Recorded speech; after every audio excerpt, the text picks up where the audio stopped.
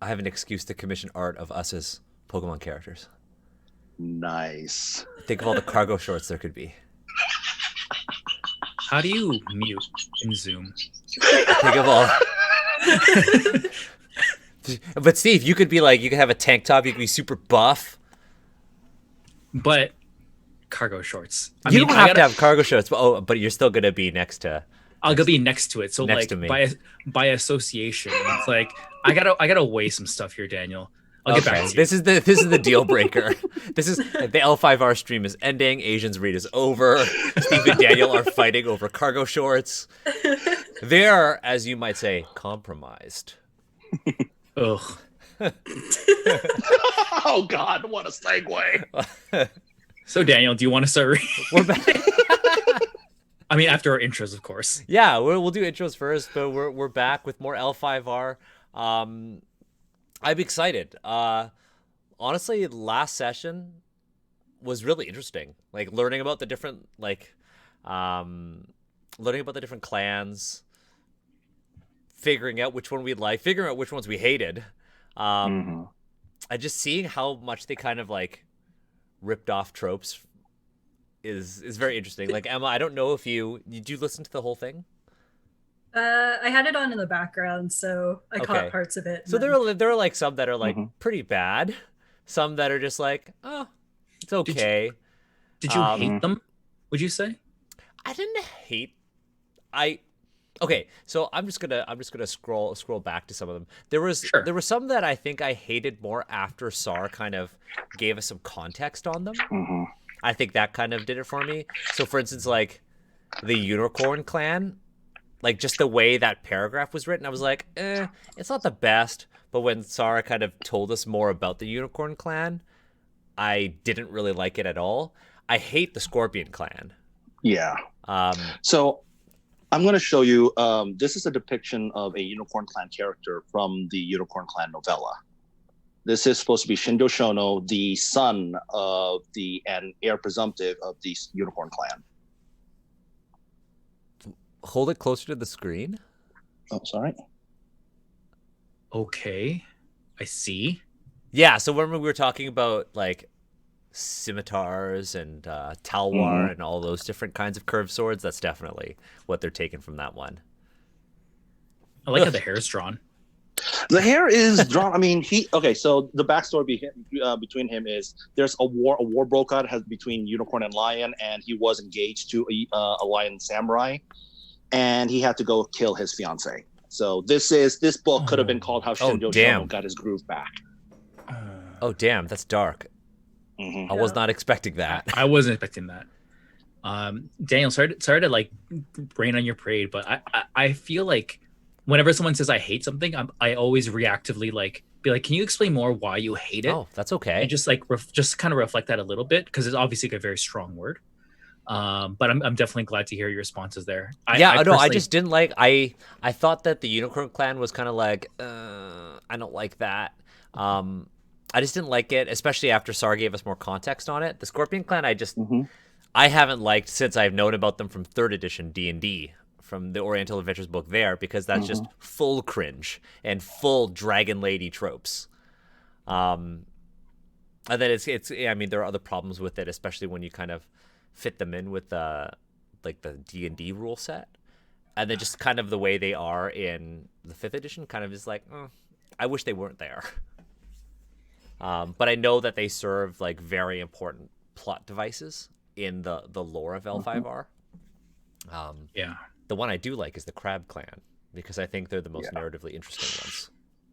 I cannot wait till you find out about Kuniyori. Yeah, we're gonna get to that. Speaking of, sorry, I was gonna say, this is gonna get into news, but Jeremy, who we're gonna talk about probably in the next little bit here, his clan. I asked him at the end of our interview. His clan is Crab Clan. So I was like, there you go. He just happens to play Lion Clan for like other reasons, but no. But what you told me was very interesting, though, Steve. Yeah, and we can talk about it today if you absolutely want to. I'm down for that. I'm down. That's sweet. Let's talk about. But anyways, before we get into starting on the section on unmasking and compromise, we want to quickly do an introduction to our guests. Returning, we have Sar, and also returning, we after an episode hiatus, we have Emma. Good to have you both back. Monty could not be here today, but Monty said he'd be available for next week. So if you both are available, we'll have maybe 3 guests. Oh, absolutely. Who knows? The more the merrier. Ooh. A party. It's a party. I won't say we, Steve, because I love how we have multiple voices here. I love how we have Emma, who's kind of like outside of TTRPGs, but is very much in like Japan, pop culture, and education. And I love how we have Sar, who is a huge L5R fan, but is here to kind of help us, to provide us with some context, but also help us deconstruct the problematic parts of L5R, which is really important. And it's something that like we couldn't do with Oriental Adventures. Could not do that. Here's the crazy thing. I actually, when I was in the Navy, I played Oriental Adventures.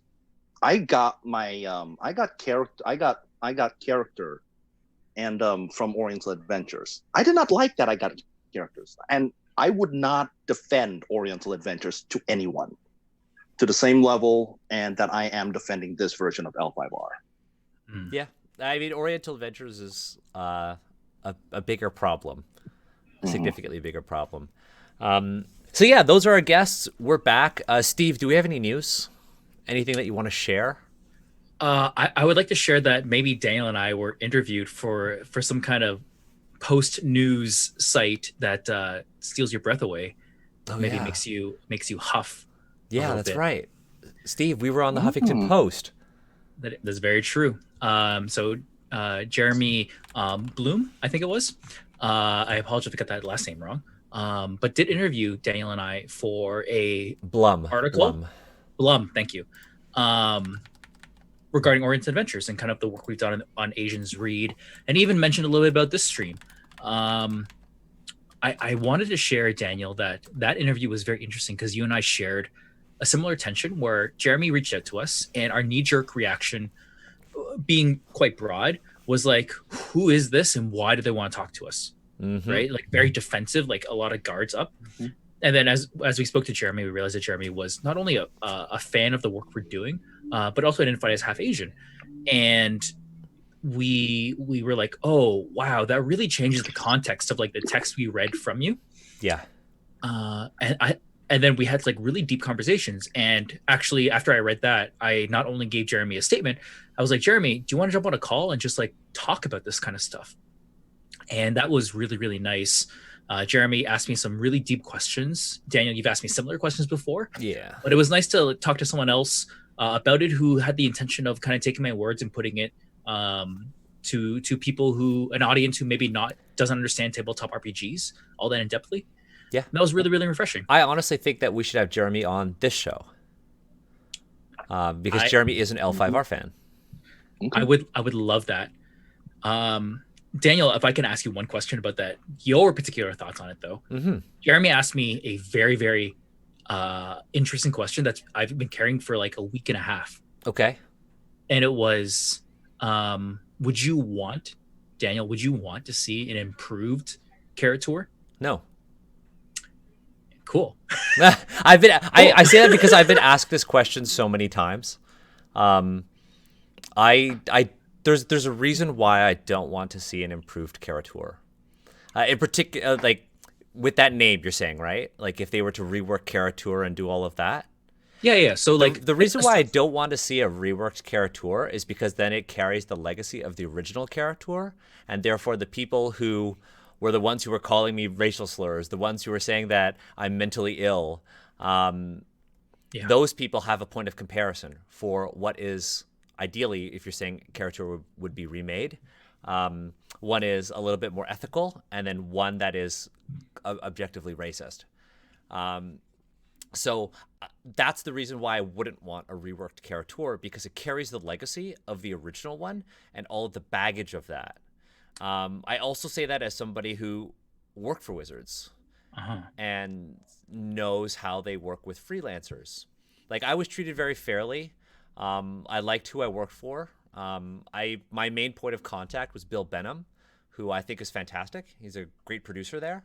But when you are working within an existing system, like Karatur or like 5th edition D&D, you have to work within what is already there, what is canon.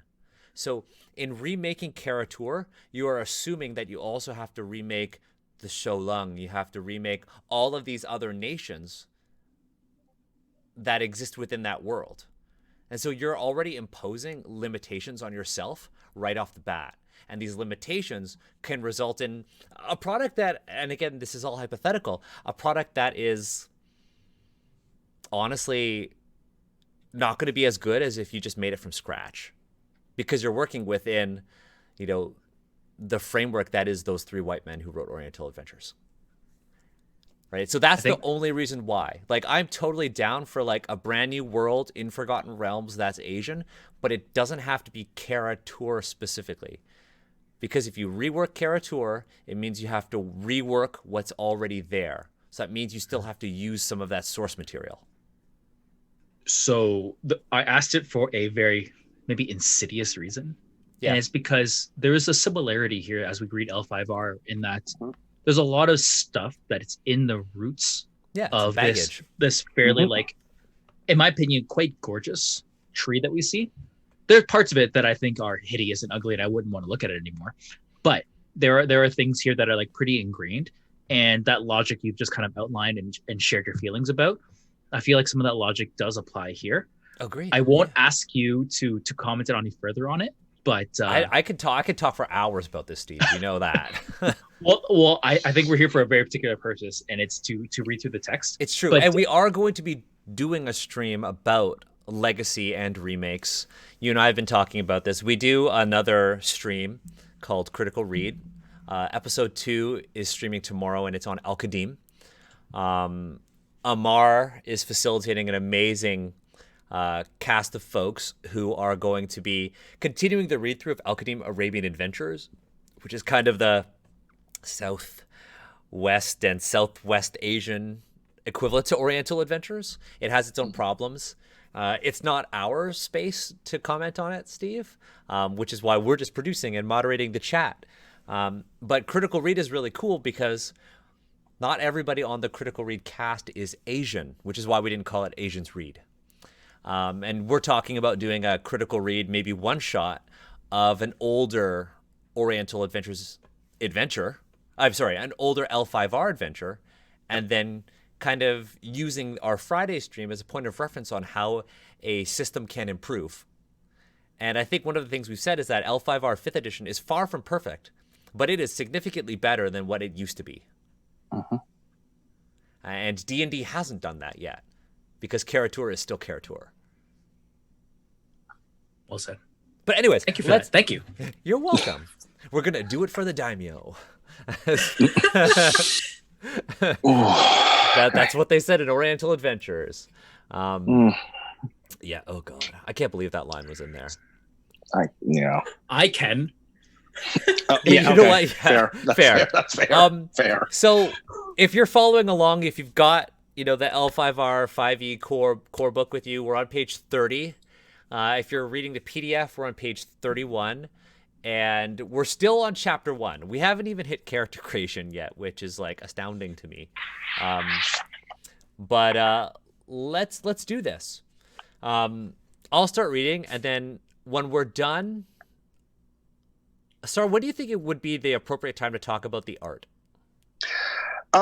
Probably after we get to recovering from being compromised, like probably before we hit Unmasking. So just the left column, and then we'll talk about the art. Okay, cool. Yeah. Great. Compromised. Although specifics may vary by region and tradition, Rokugani culture at large idealizes a samurai who maintains a stoic outward demeanor. Joys and sorrows alike are to be accepted with the same stern effect. However, the truth of the matter is that no human being can uphold this ideal perfectly all the time. Without an outlet for their emotions, a character will eventually become unfocused, distracted, and exhausted, becoming compromised. While a character's strife is in excess of their composure, The tumult of emotions that is built up causes the character to become compromised. While suffering this condition, they are at their emotional limit, which their player should roleplay through various subtle cues that they are repressing accumulated emotion. Effects of being compromised. A compromised character's vigilance attribute, we'll see on page 36 when we get there, counts as 1. Additionally, when making a check, a compromised character cannot keep dice containing, I'm assuming that's like a flower petal, cherry blossom symbol. That's the stripe symbol. Stripe symbol, thank you. Dice containing stripe symbols to a potential minimum of 0 kept dice. Now, I will make sure we read the sidebar text, which we are recommended to do. Timing of being compromised and unmasking. In structured time, while a character is compromised, they may unmask at the beginning or end of their turn. So, Sar, you actually sent us all in our Zoom chat. Yes. Context on this art. Because this art here just kind of looks, I think, to the reader, pretty harmless. It's just two people kissing, and then, of course, everyone behind them be like, oh, no. But see, if it was just that art is not really problematic. PDA is pretty much frowned upon anywhere, right? Like that level of PDA is pretty much frowned upon almost anywhere. Yes. Especially like however, that art is put on a card called Shameful Display. Yes. It's it basically says one person is the card says to honor one during a conflict, choose during a conflict at this province, choose 2 participating characters, honor one and dishonor the other. It's kind of context that is a little bit iffy. It's not to the level of hyper cringe that I'm feeling with a lot of other stuff, but it is kind of like it's kind of fitting into the model minority trope just a little bit too well. Yeah, I think and this card is from 2017. So it's like during this conflict, I don't know how to play the card game, but you're honoring one character and dishonoring the other. So when we go back to here, we're talking about this like idea of being so overcome by your emotions that you literally become compromised in game. And I think in last session we kind of talked about how this kind of plays on the trope of like emotionally repressed Asian people. And, the stereotypes of Asian people being pushed to their limits and then like just having these like insane outbursts in public. That's how I feel about this section. How about you folks? It kind of is. It's the world of Rokugan is I almost kind of want to say there's a time and place for everything. Like if you're out in public, if you're during the course of your day, during daylight hours, you're supposed to go through your normal job and serve your lord, whoever that lord may be. That night, it's kind of like go to the tavern. As long as you don't make a fool of yourself and dishonor or shame your lord, do whatever you want. But it's kind of like the whole thing is just always kind of like keep everything on the down low, keep everything hidden, and don't talk about anything else. Don't talk about it.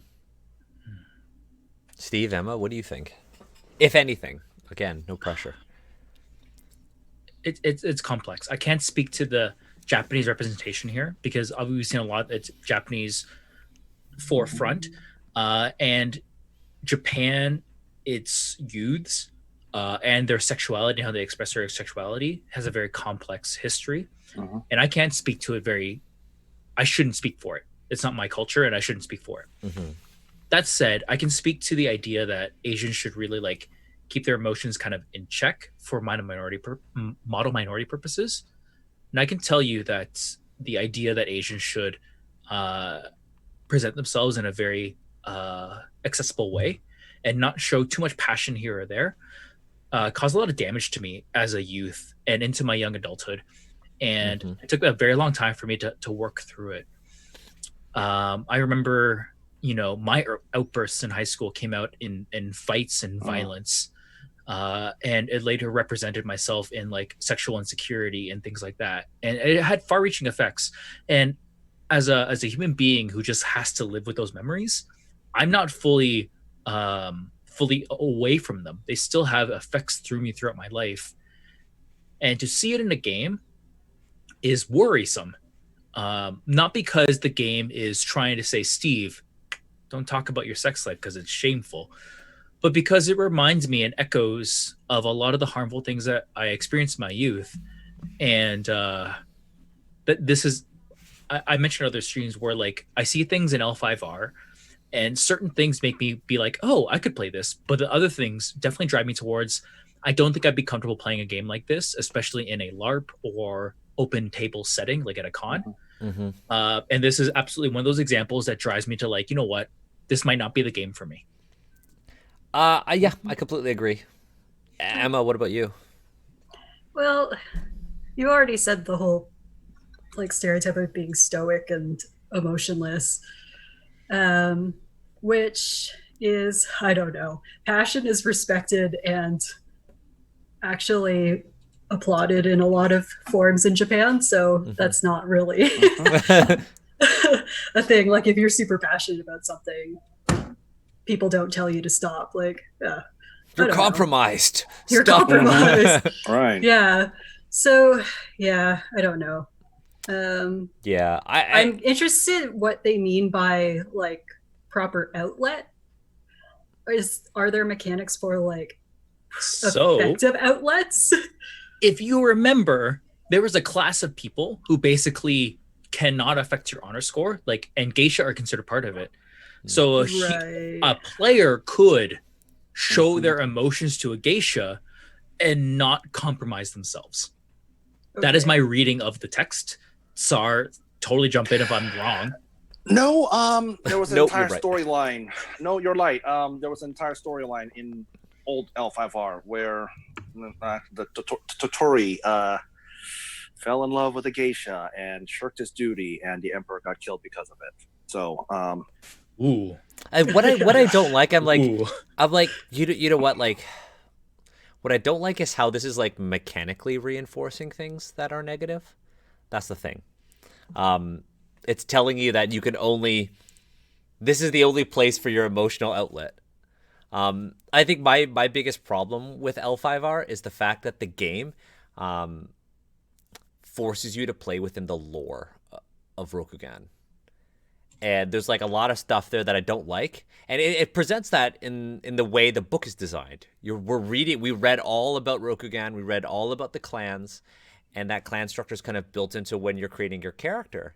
And personally, I would love, I mean, if they were to remake this game, I would honestly love for it to be, maybe this is controversial for the L5R community, but like I would love for this to be a little bit less situated within the world. It's more the way I kind of want Strife to be. It's like no matter how, let's say I'm playing like somebody who has a very high skullduggery score, right? So I'm picking locks.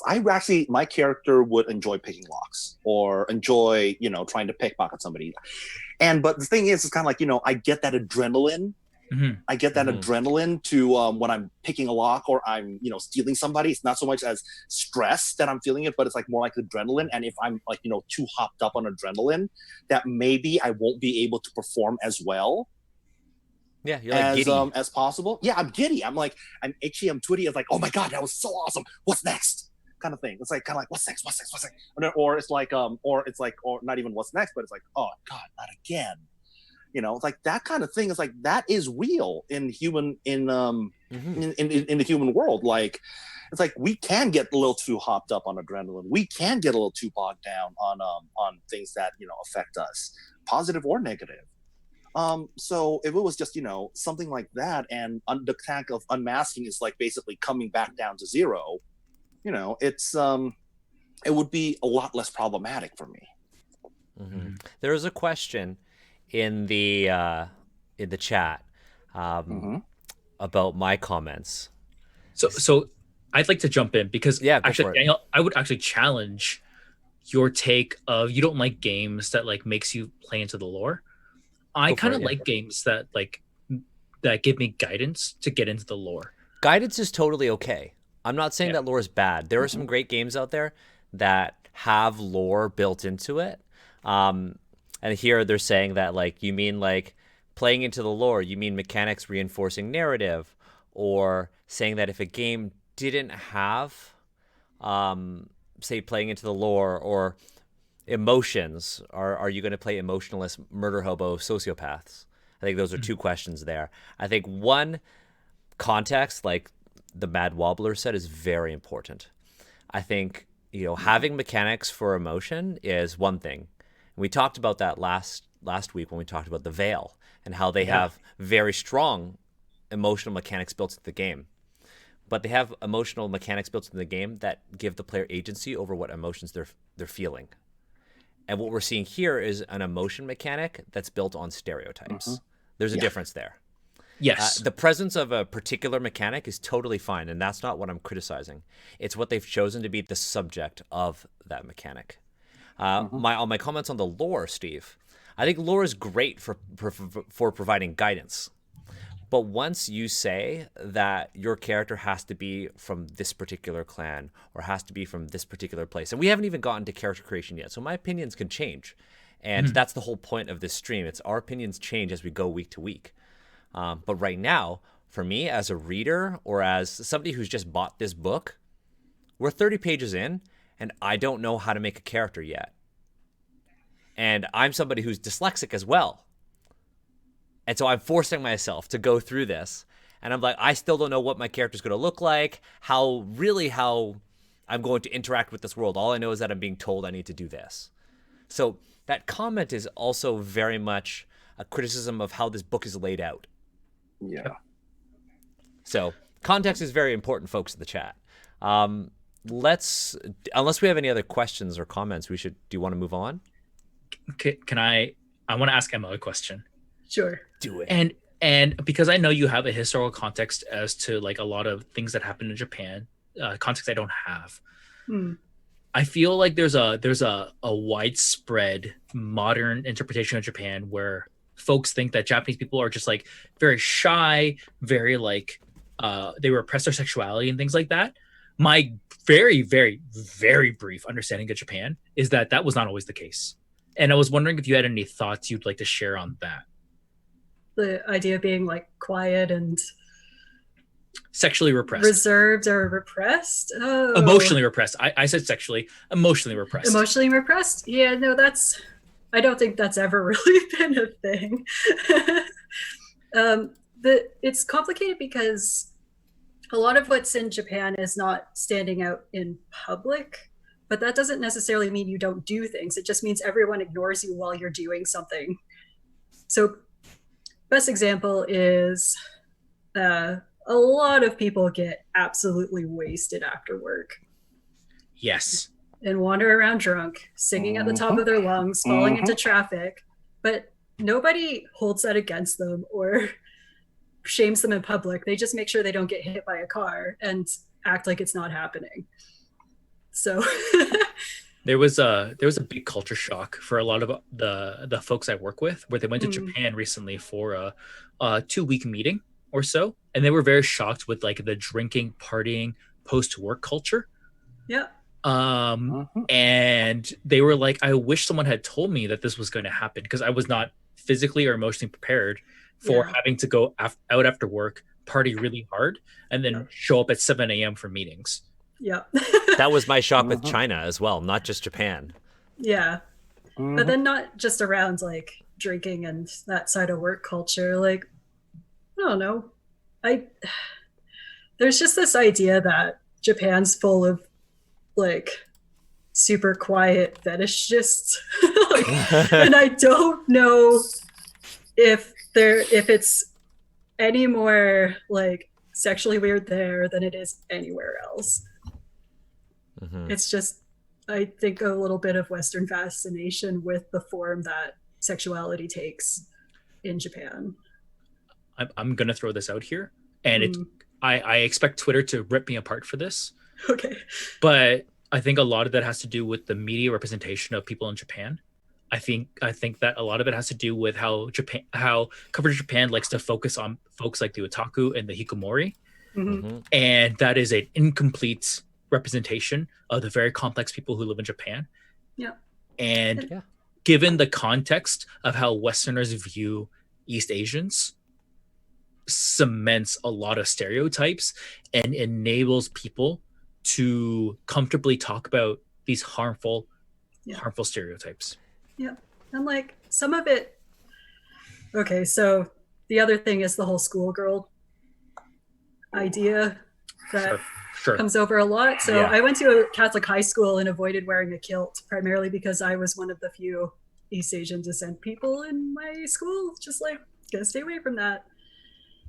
But that's one of those things where, it's happening in Japan, but also just every high schooler wears a uniform. So it's not all about sexualizing young girls, but that's the large part of what we get in North America. And that's one of those things that if someone asks me about that at a bar, I'm like, this conversation's done. Goodbye. Yeah. Because I've had a lot of guys come up to me and be like, oh, where are you from? Like, Canada. I'm like, oh, well, what's your background? Like, but where are you really from? Oh, I think have we all been asked that at least once in our life? Yeah. And then it's like, okay, well, you're not asking about my British side, so like I'm half Japanese. Oh, you don't look Japanese at all, but like, you're right, I'm British. What's with like? Let me ask you this: what's with all of the girls in school uniforms? It's like, done. I don't know what to tell you, dude. That hits me in the bones. You know what I mean? Like, it's deep. So it's tricky because like I'm Canadian. I'm not a Japanese woman. I've spent a good amount of time in Japan, but I can't really straight up answer questions about like broader trends in Japanese sexuality. Yes, totally. And you shouldn't be expected to. Yeah. So I apologize if I put the onus on you. Actually, I was curious about like in your studies of Japanese culture, if you had seen like this like pattern of like repressing emotion and what have you. But you've already said you don't see that. That just doesn't exist. You don't even really see it now. Yep. I think people are pretty loud sometimes. Whatever. I think this is a very important conversation to have, because I saw a comment in the chat and they said, and I'll read it verbatim so I don't, as of now, I feel like Daniel saying that it's reinforcing stereotypes. I haven't seen any in the text. Okay. So I want to get to that, because there are a lot of people who read this and are like, I don't see stereotypes. But a lot of the people who are reading and are saying that, because I know who that person is, a lot of people who are reading and are saying that also don't have our perspective and our experience. And not to say one is superior over the other, but one is certainly different in the context of L5R, or one is certainly different in the context of Oriental Adventures. Because one of the criticisms that we saw with Oriental Adventures, when people were only very subtly attacking me on the internet, was, I don't see any stereotypes. I don't find this problematic. And almost every time they are a person who is unaffected by these stereotypes. So while Unmasking or Strife might have, very positive mechanical implications in this game, that's irrelevant to the conversation right now, because we're talking about the parts of the game that maybe unintentionally or intentionally do harm. Yeah. This is one of those things where I do believe that the designer did not intend harm at all. Yeah, I want to assume positive intent with a modern game like L5R5E, because I know that there were a lot of Asian people who worked on this, like Mendez worked on this, Monty worked on this, and I want to make sure that we assume positive intent. Yeah, I do not believe there was anything but positive intent with this. It was changed from the beta. There was a public beta for L5R, the 5th edition, and this mechanic was slightly changed from the way that it worked in the beta. So, but yeah, it's, again, I don't think they meant harm, but here's the reality. It's here. It's here. Yep. I just wish that, and again, I actually like the mechanic, because when we go into Unmasking, there is actually a lot there that I do. when I'm GMing an L5R game, when somebody needs to unmask, there is a lot that there is a lot of artistic and gameplay freedom that I as a GM have when it comes to unmasking. So the mechanic is sound. The packaging needs a little work. That's a really good way of saying that. I'm glad you recentered us on that, because the idea of being compromised, bad word for that, but the idea of being so emotionally invested into an event or to like a scene, that is not like, that is a real human thing to happen. There's absolutely a point where humans are like, you know what, I'm going to let logic take a backseat and like let my emotions run raw. And like that is, I think every single human being, an adult, can like appreciate that emotion. And I think every single adult can also appreciate unmasking, the idea that like, you know, maybe I'm willing to like take down these barriers and things vulnerable. Like that. And I love those as an idea, but I almost hate how it's presented here. Yeah. And I think that's the point. And sorry, you said it so well. You said like the practice of unmasking in the narrative is very, very interesting and compelling. Being vulnerable is actually a great part of storytelling. It's something like, again, Steve, episode 4 of Dungeons and Asians. That was a whole episode about two characters and that tension between them. And then Amar and I just kind of holding hands and watching you do that. If you had asked me like in that moment where like my character Ning and the Empress having like these very like romantic tensions and what have you, if you had asked me if Ning was compromised, I would probably say yes. Totally. But if you had asked Kiana, if the Empress was compromised, she would probably say no. No, because the Empress is in control. And that's exactly it. And like and I would hazard to guess that Kiana would say that the Empress's emotions were also quite high. And she was probably acting in ways that like maybe is outside of her character. And Absolutely. Like, let's play in that gray area, but let's not give it a name. Words matter. Let's not give it let's not give it a label that's going to imply this negative notion of it. Yeah, it's like your character can have honor, but do you need to have an honor score? Yeah. So sorry, something showed up in the chat. And one of the things that I love is that the L5R community is at least the L5R community that shows up here is very willing to engage with the problematic aspects of the game and talk about it openly. And I think that's really cool. So like shout out to like the L5R community who's in our chat. Somebody mentioned, they were like, oh, oof, the beta. And then you also mentioned these beta mechanics that were changed. Can you shed some light on that? Because I think that's really important to show how it's changed. I'll be perfectly honest. I did not play the beta. I just know I kind of glanced over the beta. And really, it was when I got that beta, the first thing I do is the character creation system, and you'll get there eventually. Right. But the character creation system is called the game of 20 questions. So basically, it asks you a series of 20 questions, and you answer them, and that's how you get your character. So that was so basically when I downloaded the beta, I was on my desktop. I had a screen here, my laptop here, this iPad that I'm on right now here, and my phone, with all of them open to the beta, and I'm playing the game of 20 questions and creating the character. That was really my introduction to 5th edition L5R with the beta, because it was, and again, I did not really read it. I just wanted to see how things worked here. I wasn't really looking at it with a fine-tooth comb. I just wanted to see the mechanic first.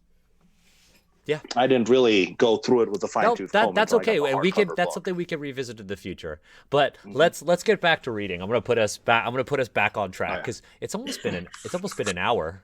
Wow. Yeah. It's one of those episodes. It's one of those episodes. Recovering from being compromised.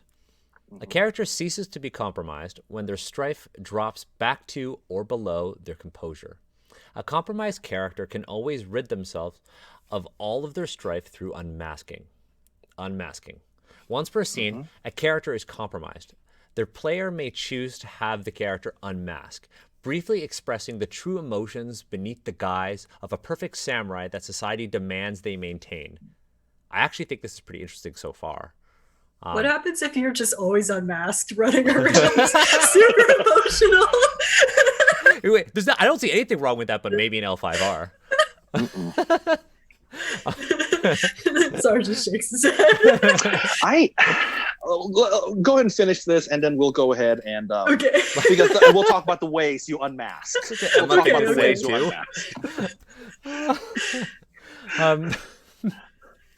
unmask. Keep in mind that the character may stay compromised as long as their player deems it appropriate and can seek other ways to soothe their emotions, but these often take time. The act of unmasking gives the character the chance to achieve immediate emotional clarity and openness at the cost of potentially disturbing the scene. Unmasking is an outpouring of raw emotion, anger at difficult circumstances or injustice, joy as a result of success over harsh trials, mirth in a humorous occurrence, or despair after a tragic turn of events. Importantly, the player never loses control of their character while unmasking, because the player chooses the shape of the character's unmasking takes and the time at which it occurs. The form of the unmasking should be suited to the scene in which it takes place and the various emotions that have led the character to becoming compromised. Thoughts? I'll start with what I love. Yeah. I love that the player never loses control of their character while unmasking. Yes. That is a wonderful thing to write in, and it's wonderful for two reasons. One, narratively very compelling. Two, it allows the player to have the power.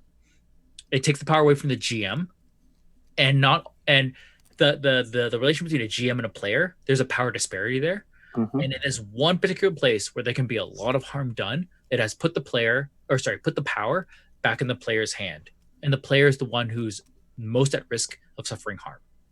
This is a wonderful game design thing, and I appreciate it. I see it, and I love it. I was going to say the same thing. I also want to add that I love how they've used gender-neutral language in this entire section. They've used it through the entire whole book. Yeah, well, the first bit was all lore stuff, but now that we're in like the mechanical parts, I really like how they're using gender-neutral language. Yes, sorry, we skipped through the mechanics of like rolling and what have you, but you would have seen through those mechanical like things we skipped. They would have used gender neutral they them language. Yeah, I love that. I think it's wonderful. If they talked about this in the way that it gives narrative freedom and not how it's being linked to compromised, I think this would actually be a lot more interesting. I like this. I like that, a character could be like what Emma said, and just like, I'm just going to be unmasked all the time. or like, I'm going to be unmasked in public. I don't know. I think that's interesting. I like how you could have a scene where you can quietly share your raw emotions with another character or an NPC, and the GM can help you do that. Or you could choose to find another way to share your emotions. I like how you have freedom, like Steve said. I really like that. Sounds like you can't actually be unmasked all the time, though. No, it sounds like you can't. Naturally, we'll get there, but it's more like, the question really is, do you really want to be unmasked all the time? I guess it's a mechanical thing. Do you really want to? Yeah. Yeah. Okay, so let's go. Well, I guess we're going to find out now. Benefits and risks of unmasking. When a character unmasks, they remove all of their strife. Then, the player roleplays the way in which their character lets their facade fall, and the GM determines any narrative and mechanical consequences this has. Players and GMs can look to the examples of unmasking in this section for inspiration, or invent their own to fit the scene and the character. Like any moment of vulnerability, unmasking is a risk, but also a chance to achieve things one otherwise could not. Important moments in a character's life often revolve around the incidents in which they are allowed their facade to slip, even briefly. Sometimes, this barred emotion even allows the character to transgress societal norms for an advantage, or surpass their own limitations to pursue a goal they otherwise could not. They can also say and do things they normally couldn't. And while such behavior might have a cost in honor or glory, we'll go to page 37 for that, a valid point raised in anger is still often valid. The GM should take this into account for the character's checks during the remainder of the scene. A character who rebukes their lord should suffer any natural consequences for doing so, perhaps forfeiting honor or glory and suffering potential narrative costs. but might also convince their lord to reconsider a foolish course of action. A character who reveals their secret love for someone beyond their station might suffer societal repercussions, but also catch the person's attention, allowing them to begin a clandestine relationship. A character who challenges a social superior in anger might get that person to accept a duel they would normally refuse without consideration. Though, of course, this too carries its own deadly risks. The GM and player should consider the risks the act of unmasking entails in the scene, but also the unique possibilities it might create.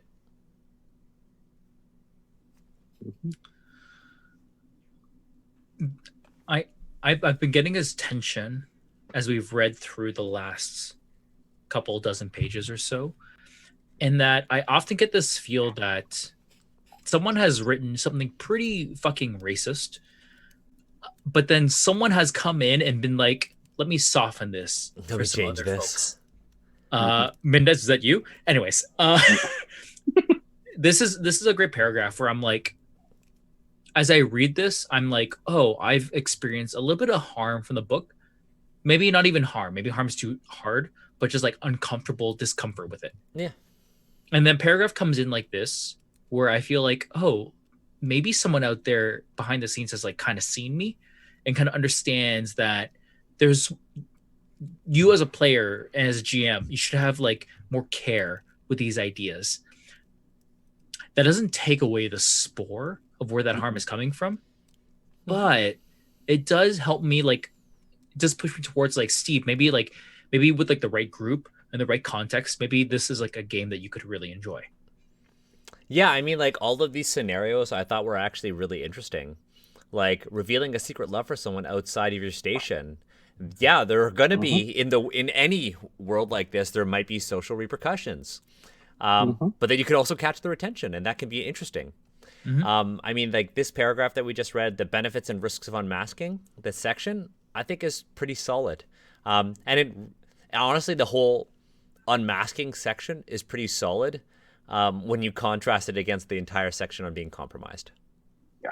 And what being compromised implies to an Asian person. If I had to extend this into like, Steve, how would you make this better? I would remove the negative connotations of being compromised. Like, compromise is a negative term. I feel like we all can agree on that.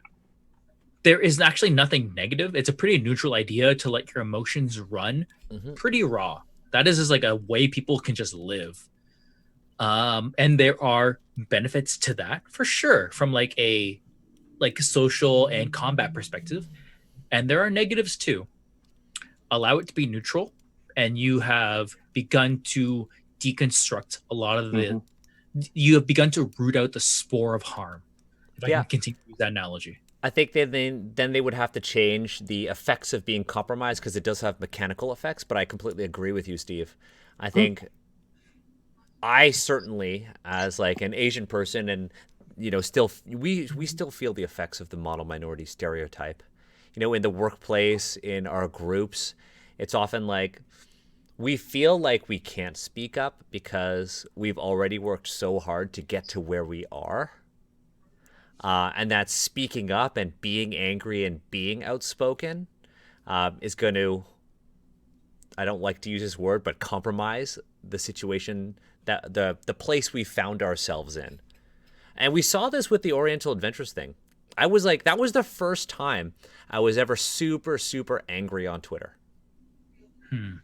And like, it got a lot of support, but it also got a lot of negative attention. Stop complaining. Like, you should be happy that there's Asian content. Right? Like, oh, Oriental Adventures was a gift to the Asian community. Right? That's how an Asian person like me reads into this whole idea of being compromised. Like, you can't express your emotions because the consequences will be poor for you. But then when you look into the unmasking part, you can express your emotions. There will be consequences, as there are with any action, right? But there is also something interesting and positive to gain from it, narratively. I'd like to segue a tiny bit here. Yeah. And I'd like to talk about the L5R community and how it's different from the Oriental Adventures community. Huge difference. So Daniel, you mentioned how kind of like you got hate that is never acceptable. You got aggressions that are never acceptable in any kind of discussion here. And at worst, they supported white supremacy, and at best, they silenced voices. So what I want to share is that this reading we're doing here is very refreshing, because the L5R community, from people who've interacted with me, they've approached this with a lot more empathy, and I'm going to use that word to describe this, to express both their tensions. Daniel, Steve, I disagree with you, and their resonance. Daniel and Steve, the things you said really like resonated with me, and I feel like that is very constructive, despite even the tensions of being like, I disagree with you. I feel like even just expressing it in a way that respects Daniel and myself and the rest of our guests as human beings who want to just speak about how we read the text, it enables more conversations. And the more conversations we can have about this, the more we can center ourselves in language that's going to help us continue talking about it. It's going to be a situation where the more we talk about it, the more we will talk about it. And that will be very, very helpful, I think. Yeah, I think the one huge difference between the D&D community, the AD&D, Oriental Adventures fan base community, can't believe that exists, and the L5R community is that the L5R community, at least those that we've interacted with, we know that there are people in L5R who are like, I don't see any problems with this. I wish the AEG L5R was still here. I love Bushido, the RPG, because that was those books and things like that. I have to. Yeah, I have to cover my mouth there for a bit. There are otherwise people, it would have been a duel, a psychic duel. I know, bad joke. But I would say that the people we've interacted so far, Steve, and the way the L5R community in our chat has demonstrated themselves to be, they've demonstrated what a growth mindset. They're ready to learn. They're ready to move forward. They're ready to identify what is bad and also what is good. Mm-hmm. And what we encountered with that Oriental Adventures community is a very fixed mindset. They don't want change. They refuse to acknowledge it, and they refuse to lose their privilege in the D&D world. That's very powerful, and I'm not going to comment on it because that is such a complex thought that I just don't feel comfortable commenting on stream right now. That's totally okay. Why don't we look at ways of unmasking, Steve? Do you want to break? I'm happy to read this. Go ahead. I'm actually, if I could make a suggestion. Yeah, of course. Because this is just suggestions of unmasking. I'm going to give you, but here is how I handle unmasking in games that I run. I want to hear this. Yeah, absolutely.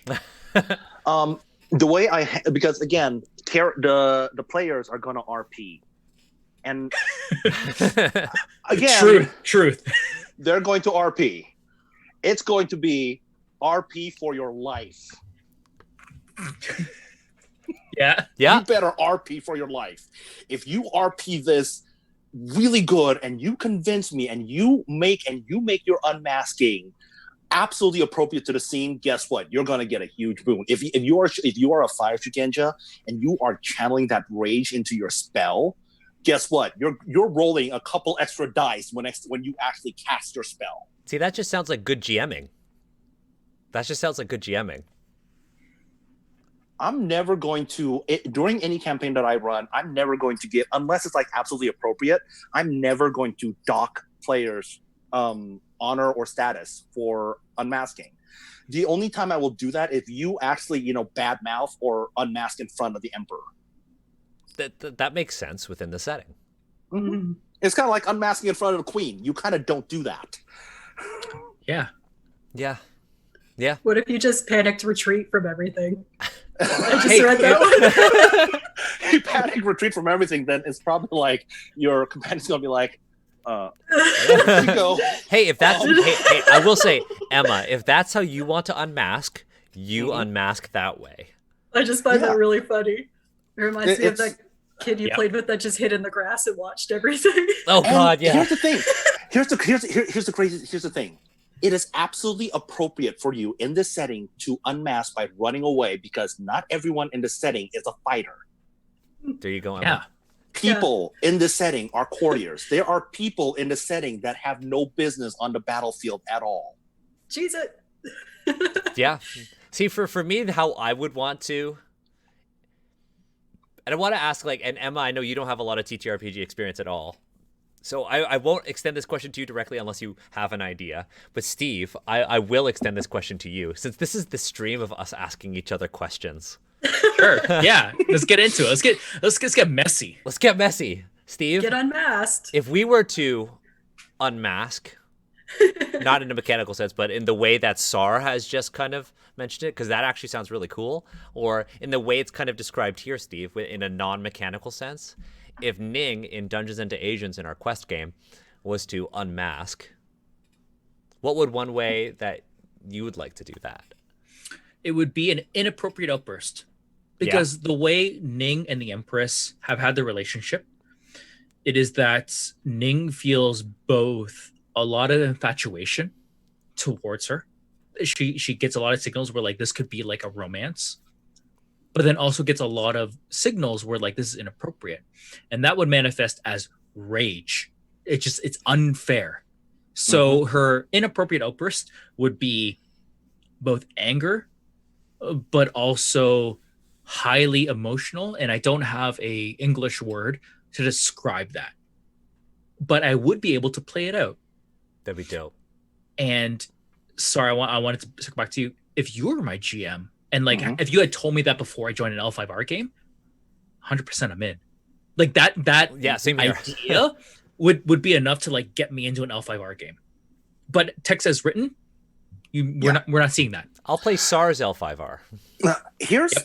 Okay, and you're going. A lot of people. This is what a lot of people don't understand about L5R and the defenders of the racist parts of L5R. The thing is, when a new player picks up an L5R box and sees cards like Akita Kaizen or read passages like Compromise, they don't have background context. They don't have the background context that I do as a 25-year player of this game. So what are they going to do? They're going to put it down. And right now, we are in the L5R community. We are in this state right now where we are not really growing all that much. We are barely retaining the people we got. So we need new players. I want to keep I'm not trying to kill L5R. I love this IP too much to watch it die. Yeah. I want to keep this IP going. Yeah, totally. Like, again, that's one of the reasons why, like, I really like having you on this stream, because, you could be vulnerable about L5R and its shortcomings, but you're also here to help us celebrate the things that we think are really good. Like this unmasking part, I think is pretty solid. It's one of the best. I think it's one of the best mechanics in an RPG setting. It gives, like I said earlier, it gives me agency. It gives the player agency. It gives a lot of choice. It opens up a lot of gameplay options. It opens up a lot of cool moments that could be had. I would like it less if they put any single section in this like unmasking bit, if they put anything about dice in there. I like that there's no mention of dice, and it's not my comment on custom dice. Yeah, it's I like that they didn't put anything. They were ambiguous about dice, at least in this section. Maybe it changes later, but at least in this section, I really like that. It's like, you know what, do what you want, right? I disagree. Maybe it's going to change, Steve. I disagree, and the reason I disagree is because I'm a big proponent of like ludonarrative harmony. Yeah, and that the mechanics should support the story. Absolutely, yeah. It's one thing to let the GM and players carry the story and like the mechanics themselves via my brain and my heart think this, therefore the game does this. It is something else for the text to say, your characters feel this and your GM decides this, therefore here's how clicky clack math rocks will go. Yeah. But I can respect that that is a very difficult thing to do, and it's very hard to do. and not every game will be there. Counterpoint. Okay, yeah. not necessarily a counterpoint, but I think the mechanics are still visible here, right? Yes, they are. This thing is it's not like if you unmask and something positive happens, you get this many dice, or you lose this much, you gain this much. That's what I'm talking about. Here, it still tells you that the GM and player should consider the risks, and they can interact with the game mechanics in a way they see fit. And there are mechanics in the game that help them do this, but they are not telling you which specific mechanics to deal with in this paragraph. That's what I mean. Fair. It's also like when we talked about Powered by the Apocalypse games, and I was actually talking to Pam, who is largely responsible for why our Discord is so fantastic. Okay, hey Peter, who is our mod, or Drew, who is our other mod. Can we please link Pam's Twitter, the Dovetailer, in the chat? Because Pam is just so fantastic. We were talking about Powered by the Apocalypse and why Powered by the Apocalypse can still be very cool and narratively rich if your moves are vague and the outcomes are vague. And this is an oversimplification, but we talked about how, if unmasking was a PBTA move and, it still works within the structure of your game, it still works within the dice rolling, but the results are ultimately up to you and the GM, which is what I like about this. Ken, we should talk about how rad Pam is all the time, because Pam is amazing. So let's move on to the character. So Daniel, I think there's a lot of here that we can just skip. Yeah. I want to go to like the lore stuff, because a lot of this is like pretty setting agnostic and culturally agnostic. Do you think so? Yes, it is. But here's what I would recommend. From this section here, we have the idea that rank 1 is a character who's considered deficient in the area, and rank 5 is a character who's legendary, with 6 being superhuman. Humans should not be able to do anything in this ring with rank 6. Yeah, that's important context for what we're going to read later. That said, if we go through the rings, the 5 rings that define basically a character's personality, we can actually just like pick out the bold words, because I from a design perspective, I love bold words because it helps to kind of root you in to what the creator's trying to convey here. That's what we did with Ross rifles. So yeah, let's go through it, because we originally talked about how much we liked the idea of the 5 rings, and how it could be very interesting on how you could choose which ring you want to use. Steve, do you want to read this bit? Absolutely. So characters possess a number of major mechanical attributes and abilities that reflect their upbringing, natural affinities, weaknesses, accumulated wisdom, and training, which are described in the following pages. So the next paragraph talks about the 5 rings, which are air, earth, fire, water, and void. And we already talked about how this is from an an older Japanese text on the Book of the 5 Rings. So this is taken from an actual real world text. That said, if we go through the next couple of pages, we're actually going to read how each ring what each ring's affinity to various aspects of human life represents as. So let's take air for an example. So the air ring represents a graceful, cunning, and precise personality. This approach is subtle or layered with nuance, as the character moves too nimbly or speaks too obliquely to be pinned down. A character with high air ring value is eloquent, physical, and socially deft and shrewd. Depending on the task, characters can use air approach as follows. So the first one here is when making art, the air approach allows him to refine works of art. And there's other details there as well. When studying and learning, an air approach allows a character to analyze information. And here I'm kind of like emphasizing in my verbal delivery here, the bold. When communicating, an air approach can enable a character to trick others through subtlety and cleverness.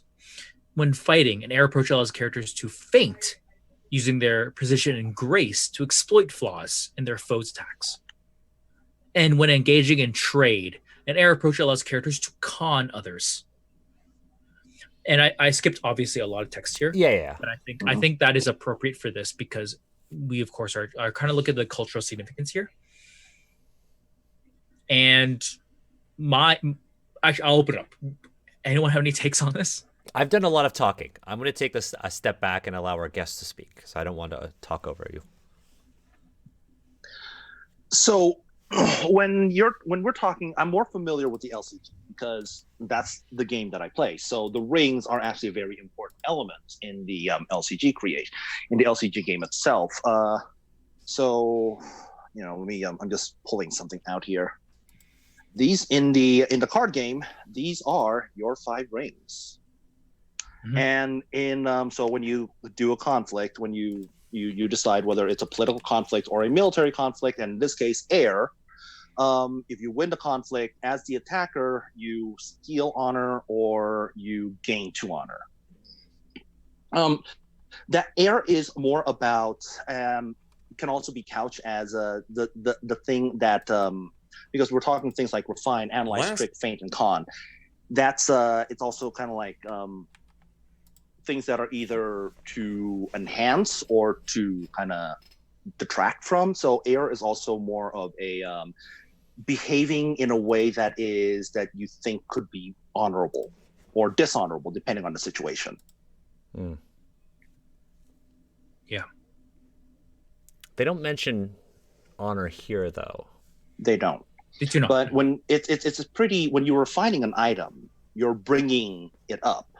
And when you're conning somebody, you're, when you're refining something, it's considered to be an honorable act. When you're conning somebody, it's considered to be a dishonorable act. Right. So this is interesting because it's clearly used some positive words and some negative words. And I think that's, kind of like aligned with what you're talking about here. When you con someone, that is a bad thing. Any reader that reads that, who's an English speaker, sees that and is like, wow, air is evil when it comes to trade. I shouldn't say evil, but like negative. It is what it is. And as I read through this my first time, I was like, oh, that's odd. Why are we like encoding like negative things to these things that are generally, neutral? Yeah, I think. Oh, sorry. No, go ahead.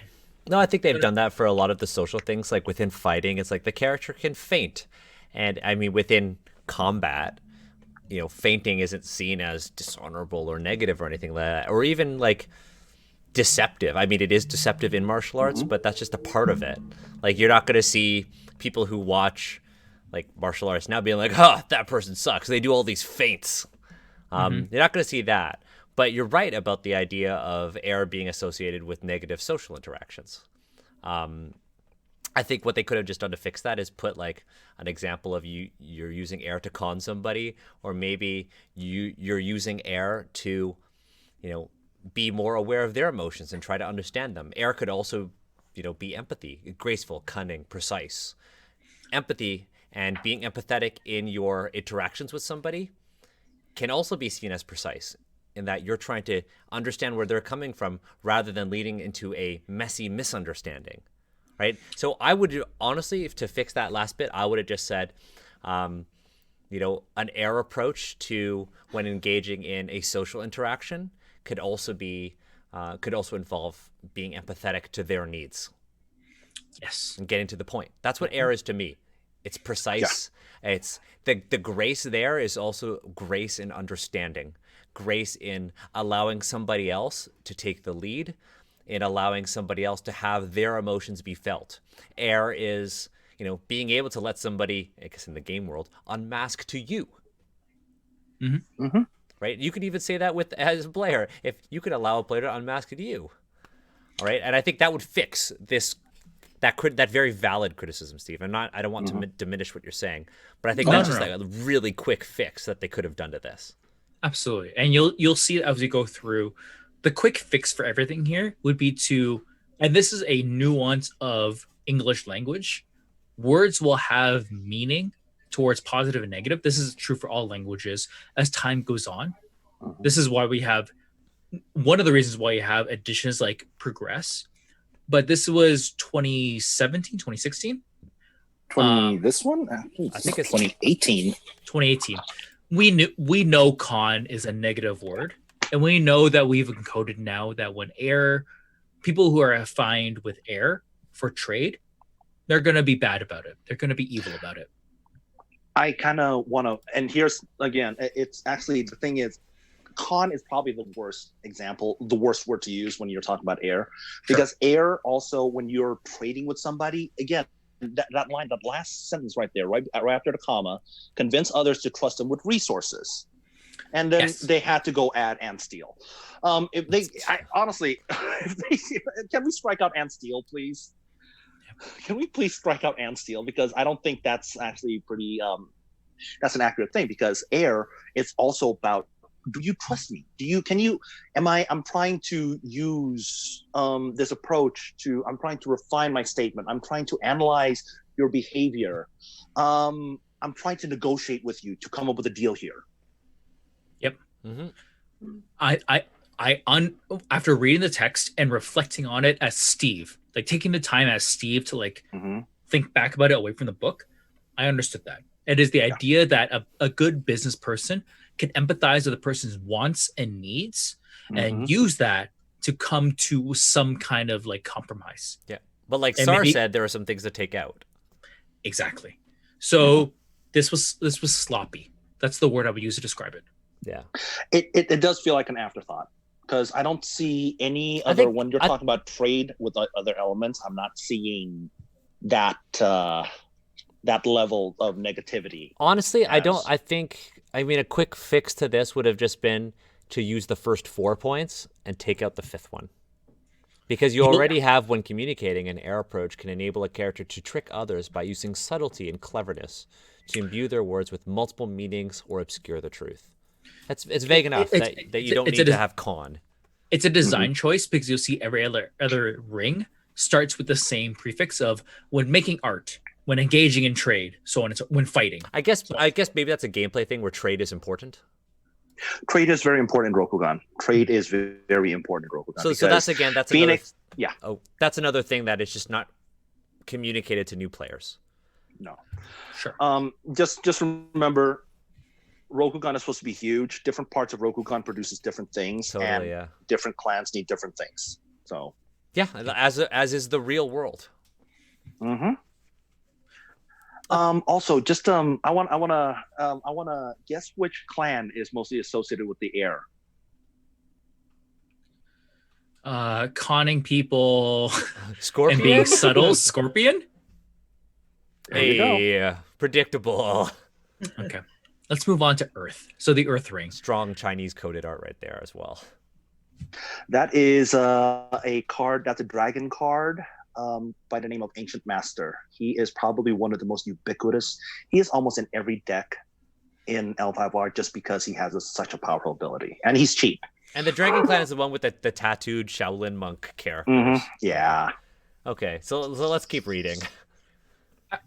Actually, there was a good. I don't understand why this is Chinese coded. So Daniel and our friends here, I don't see that.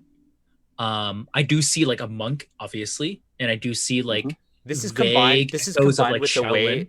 Yeah, this is combined with the way that they've also portrayed the Dragon Clan in the book so far, and even there is one character, and although I do really like that art, there is one character who is on the back of the box for the back of the beginner box is a member of the Dragon Clan who is basically a tattooed Shaolin monk. That's kind of the aesthetic that they went with for the Dragon Clan. It is, and I think, sorry, you confirmed that it's coded Chinese. It's coded Chinese. When you guys get to the actual schools, and when you guys get to the Agasha Mystic School, you'll see. You'll see. Yeah. And like, I did some research, and like Shaolin Kung Fu is historically not rooted in the Sengoku Jidai era. Shaolin doesn't really officially come to Japan until the 1940s. 1950s. I don't want to know more. I want to learn more about that. But in the interest of going through pages, I'm happy to read through the Earth. I could be wrong, but yeah, let's keep reading. So the Earth Ring represents a character's aptitude for taking a steady, thorough approach and grounded approach to problems. This approach is cautious and considerate as the character works to get results without suffering, losses, or taking unneeded risks. A character with a high Earth ring value is likely to be physically tough, mentally resilient, and reliable. Depending on the task, characters can use Earth approach as follows. When making art, an Earth approach lets a character restore damaged items. When learning and studying, an Earth approach lets a character recall information from memory.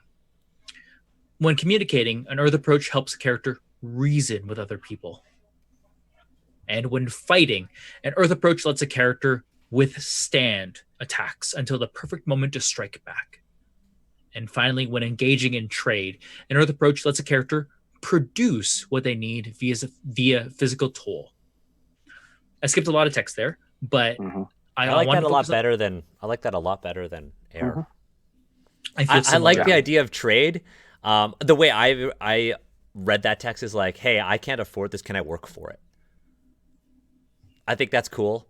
I like the idea that, yes, if I were, when you see people write like, oh, Earth and like martial arts, withstand damage and all that. But it's also like Earth is like being thorough and studying. And so when they throw in something like recall information from memory, I think that's really cool because it shows that Earth is more than just being like solid and capable of withstanding physical punishment. It's also like, Earth is being slow. Earth is taking a considerate approach to something. And I like that a lot.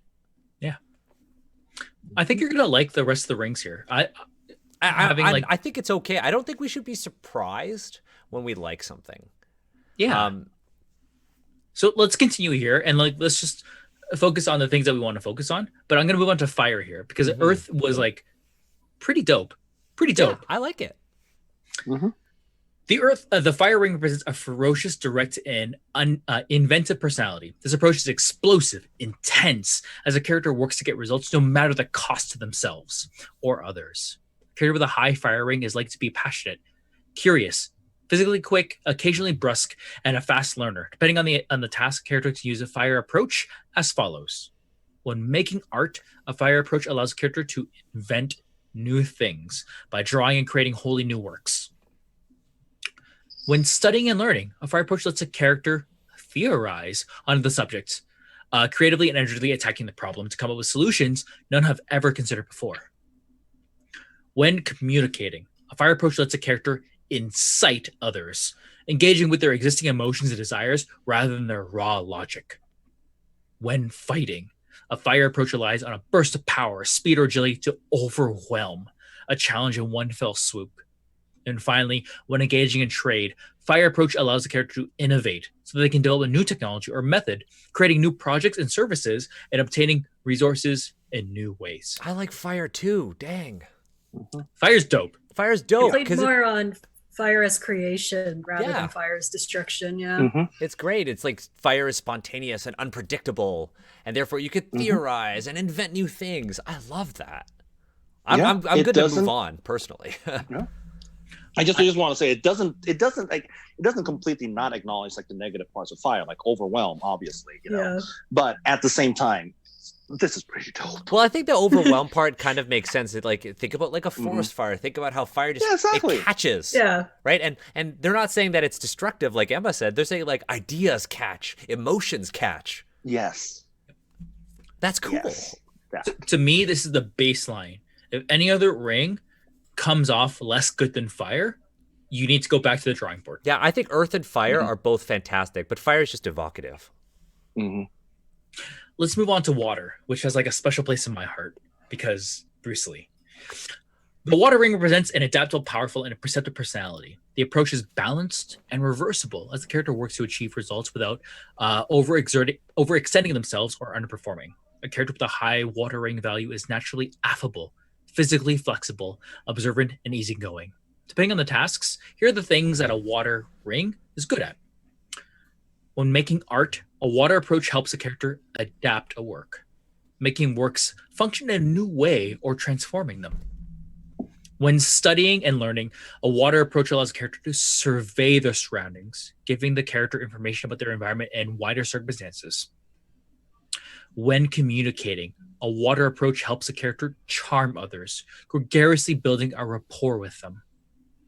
When fighting, a water approach lets the character shift to make circumstances and surroundings work for them. When engaging in trade, a water approach allows a character to exchange resources or labor of one type for another. Not as good as fire, but I still think it's I think it's pretty solid. They really lean in on that Bruce Lee bit. Yeah, they they totally really do. leaned in on the Bruce Lee bit there. But I mean, like, Mhm. I would too. Yes. And obviously Bruce Lee had like a profound effect, especially while John Wick was writing the first iterations of this. Mhm. And obviously Bruce Lee, even today, 2020, has a big effect on the way we perceive Asian representation. Have you ever watched Warrior? Probably. Which one's Warrior again? It's a TV show. It's on Cinemax. Oh, then no. It's Sorry. No, it's okay. I think you'd like it.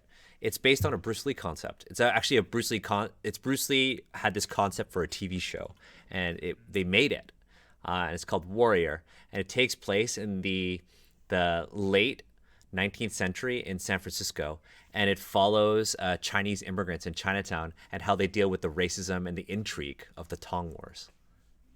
It's very good. It's very. If you like martial arts, whoo, it's good. And if you like Asian men being desirable, it's real good. What's the name of the show again? Warrior. Okay. I'm a big proponent of like just researching Bruce Lee because I feel like you'll get a lot of context out of it, not just in how Chinese men represent themselves, but how just internalized racism manifests themselves. Mhm. Because for me, the Bruce Lee story is about the mono minority, Mm-hmm. and it resonates a lot with me, especially with regards to athleticism. So I can't help but resonate with the idea that Bruce Lee pushed himself so hard that he probably injured his spine quite badly, which may or may not have led to some choices that would lead to his death. Mm-hmm. But the idea that pushing yourself physically, mentally to a point where you have crossed a line where you cannot recover, your body has reached a breaking point. That resonates a lot with me. And I think if anyone is a beginner in like understanding the Asian experience in America, you could do worse than Bruce Lee. Yep. A lot worse. Yep. Mhm. I mean, I think that resonates with all of us. I mean, you know me, workaholic. Yep. I just don't. So Daniel, just don't do weighted good mornings. Okay. Yep. Just promise me that. I did hurt myself in quarantine. No. Yeah. So I was doing that 100 push-ups thing that you were doing. So I didn't hurt myself that bad, but I had to take like a month off. And then I twisted my ankle. Like this whole week has been terrible for my mobility. Mm-hmm. And I know that injuries are tough.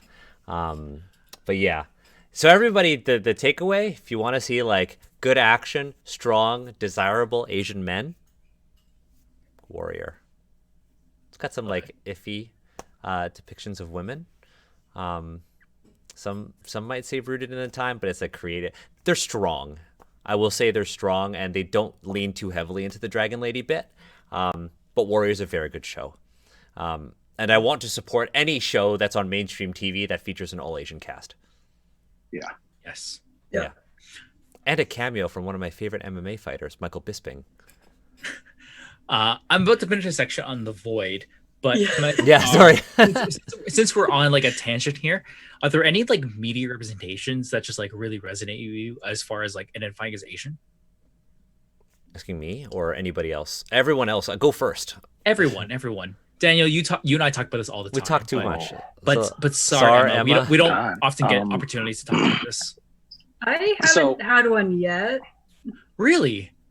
but because I'm half Japanese. I Mhm. think it's a very particular group with its own things going on that are part of the larger Asian representations, but also have its own things. So also definitely identify as female, and that can get really complicated too with seeing Yes. a character that I can relate to and like. I've heard about that, and I can't comment on it because I'm not femme-identified, but I know in the audience there are femme-identified folk, and if you want to reach out to Emma and provide maybe things that that really resonate with you, or you want to reach out to me or Daniel, please do. I Because also haven't seen a lot. So go to Emma's Twitter. Emma deserves more followers, and so does Sar. Actually, both of them deserve more followers. You know what? Steve also deserves more followers because Steve, the more followers Steve gets, the more push-ups Steve does. Yeah. I'm Oh, working did on I it. contribute to that? So I'm currently at 80 unbroken push-ups. 82 technically. 81. Sorry, 81. I can maybe do 8. Hey, that's good. It's better than none. 1 is good. Yeah. If anyone can do 1 push-up, I will sing your praises because that is not easy. No, Yeah. it's not. Yep. That is not easy. I could do 25 chest to the ground every time. That's mine. I am lucky and I have trained and I can now do 80 unbroken push-ups. I do not recommend, if that is your goal, I would ask you to reach out to me because we need to reevaluate what you're going for here. But yeah, if any femfolk are out there who have positive women representation of Asians, reach out to me, Daniel, especially Emma. Let's make this happen. And Emma's socials are, again, follow Emma, Sar, Steve. Don't worry about following me. It's all good. I'm also in the Discord if anyone in that group would rather chat there. Boom. There we go. Before I should void, Sar, any media representations that you want to shout out here? Well, while we're talking about L5R, let me show you. I sent the link of art. This is art by Amelie Hutt, of a character from L5R called named Isawa Tadaka. Here's the thing: when I was growing up in Jakarta, when I was playing Ninja, that's what I looked like. I'm looking at the right art, right? It's like a person, they got the hat and they look like they're powering up. That's dope. Yeah. That is Isawa Tadaka. They're wearing a mask. I love that art. Yeah. He is wearing a mask. So yeah, be like Tadaka. So I actually had this bag custom made. Oh. With that art. So this is like my token bag when I go to cons and play the game. This is all my tokens are in here. So that is because, again, when I was a kid in Jakarta growing up and I was playing ninjas, that's what I looked like. That's cool. That's awesome. Can I gush a little bit about this? Go ahead. This particular person is very low body fat, but actually not that muscular. Obviously, we've embellished and things like that. But if you think of if I can take some white examples, Henry Cavill and Ben Affleck when he was Batman, there's an idea of what it means to be masculine. This subverts it a tiny bit. We still have the idea of being very thin, and if you think of athletes especially the stunt actor Samuel Hung, Oof. Oh my goodness, what a tank! I respect him so much. Mm-hmm. Athleticism takes many shapes. But this particular piece right here, I understand. I see why this resonates. See, I have 2, but what about you? Me? Yeah. For Asian representation? Yeah. You asked us. I want to ask you. Oh my god. There's so many now that I've since I've got into the mode of seeking it out, because obviously it's not present. You have to seek it out. If you're Asian identified and you're out there, I encourage you to seek it out or to reach out to others who maybe have done the work for you. I'm Vietnamese. I don't have a whole lot. I really don't. But I am able to resonate with things like Kingdom, which is a Korean representation thing. I really resonate with that. I really resonate with Longest Day in Chang'an. That really resonates with me. If you want to see Asian, if you want to see a dude who just has to deal with the most intense 24 hours of their life in kind of a more feudal China with amazing costume design. Langzhe and Changhong on Amazon Prime is where you want to go. And then just generally, like I go back to Bruce Lee films from the 80s, late 80s. Bruce Lee did a lot for me emotionally and intellectually to just really understand. Pause. There was a tweet the other day that was like, hey, Twitter, when was the first time you recognized you were Asian? And that was like a positive thing. And I thought about it a long time, and there was a lot of like that went on like, emotionally for me. But it was Bruce Lee movies. That was the first time I was like, I'm proud to be Asian. And I'm not even Chinese or half Chinese. I'm Vietnamese. And there was a lot that happened there. For me, it was Jackie Chan movies. I get that. I did grow up with Jackie Chan. Yeah, really Emma, you and I have talked about this a lot. Yeah. It's like Jackie Chan is like, his characters were always like the normal person, and then he perseveres at the end, which I always loved. I have, for me, the two of them that I've really resonated with. When I say resonate, I mean like I really appreciated. The first one is actually Steven Yeun as Glenn in The Walking Dead.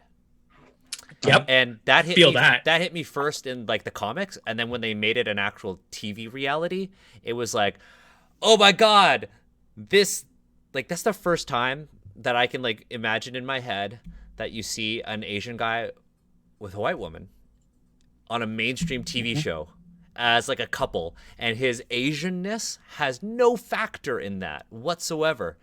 He's just Glenn. I love that. And I know that like the Asian community on YouTube and Twitter like exploded when that happened. The second one for me, and I think this is more subtle, is Keanu Reeves as John Wick. I like that because first of all, everybody loves John Wick. But Keanu Reeves is Asian and grew up with Chinese culture, grew up in an Asian household and identifies with that. He's also a very good role model to people in general. But I like John Wick as a character because people don't see him as an Asian person. They see him for his abilities. They see him for how badass and how handsome he is. Oh my God. He makes me want to have a beard. I'm so glad you mentioned Walking Dead.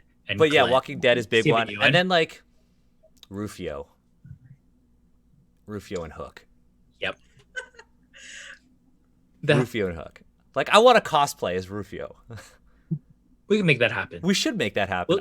We'll talk about it. We'll make that happen. But I really would rather cosplay as like a wuxia or xianxia hero, like in, Chang'an. I'd rather do that. Anyways, let's move on to Void. Let's move on. That was good. That was a good segue. That was good. That was good for my heart. I'll talk about Glenn, Rufio, John Wick. Who's also great? Okay, Wu Assassins on Netflix. Like, that story, not the greatest. Not the greatest. But Louis Tan in that show, so handsome. But Daniel, how do you feel about Iron Fist? Well, here's the thing. Louis Tan was in Iron Fist. And he auditioned for the role, and he didn't get it, but they gave him that drunken master character. Are you talking about the person who's half Asian, and he's a Nivea model, and he's fucking drop dead gorgeous? They were like, let me give you a burned, ugly face so that you can be the villain in this. Well, he wasn't the villain, though. He was the drunken master who fought Iron Fist. Oh, I'm talking about in Wu Assassins, because he was in Wu Assassins. Oh, I see. Okay. And now what we're talking about, yes. Yeah. Be still my heart. I guess I should clarify based on this conversation that there are East Asian actors and people that I like. But when you say resonate, that means something slightly different to me. Yes. I picked that word for like very specific reasons. Okay. So, like, just want to clarify to anyone who messages me, though. It's just like I definitely have people I like, but not necessarily someone that's like, I see myself in that. Yeah, you want it's a story thing. Yeah. Right. Okay. So I picked Tanaka because, again, there's three big moments of representation for me when I was growing up. And please remember that I was born in 1983. So and I'm going to be, I was born in 1983. The first big moment of representation happened in 1993 with the Joy Luck Club. The second big moment of representation happened with in 1994 with Margaret Cho's All American Girl. And the third big moment of representation for me was in 1995 with L5R. Okay. So I got one more. This is why. One more, and then we'll finish Void. Randall Park in Always Be My Maybe. I'm so glad you brought that up. Yeah, because Randall Park in Always Be My Maybe is such a subversive character because he's the Asian slacker, which you never see. Like, you could say, there's Asian slackers in Harold and Kumar, but they get back to their careers, and that was, But, like, Randall Park is an Asian slacker who essentially restarted his life. And that resonated with me because, like, I dropped out of school. And I restarted my entire career last year. The thing that made it for me and Always Be My Maybe is actually Randall Park's character's relationship with his father. Yeah. Because they talk about things that I was always afraid to talk to my dad about. They in the movie talk about like how they use cannabis and like how they drink and all that good stuff. Yeah. And I'm just like, wow, it is possible. And maybe I'm going to talk to my dad and maybe we're going to talk about like cannabis or alcohol and things like that. And in the years that I've like been alive, we just haven't because of pressures. Like it wasn't appropriate. There's also the cultural context of that as well. I'm gonna share that. At least from my experience, not yours. That's my dad being Vietnamese. He doesn't really care about kind of like cannabis use. Just gonna put that out there. My parents definitely do because of the way it's seen in China. That is fair. And Daniel, let's do an episode on cannabis use and how that affects the Asian communities. Let's do it. Anyways, one person, Ting, shout out to Ting, who killed it on our Jiangxi Blood in the Banquet Hall actual play episode 1, mentioned Daniel Wu, and we would be remiss if we did not mention Into the Badlands as a culturally important show. Oh shit! Yes. From the costumes to the to the mixed relationships to Daniel Wu just being badass constantly to Nick Frost also being in a martial arts show. Who would have thought? Right, and you know what? Louis Tan also in Into the Badlands as Gaius. Also dope costume. Yep. Costume design in the Badlands. Fucking look at that costume design. Look into that. Anyways, Void. Void. Let's get through Void and yeah. So I don't know a lot about the Book of the Five Rings. I did not resonate with the word void because I feel like it really belied the concept here. Because the concept of being like empty resonates more with me. The idea of being kind of like allowing things to pass through you and being very vaporous is like very spiritual to me. So when I see void here, I can't help but think from my own personal experience growing up as like generally a millennial, void is quite negative. Like you avoid things that you don't want. It's not in the source material. So Void is one of the five ring, one of the books in the Book of Five Rings, and it's meant to kind of express what you can't see, because when you know things that when you know things are real, when you know things exist, when you know things are a part of your reality, you also know things that can't exist. Exactly. Yeah, that's what Void is supposed to represent.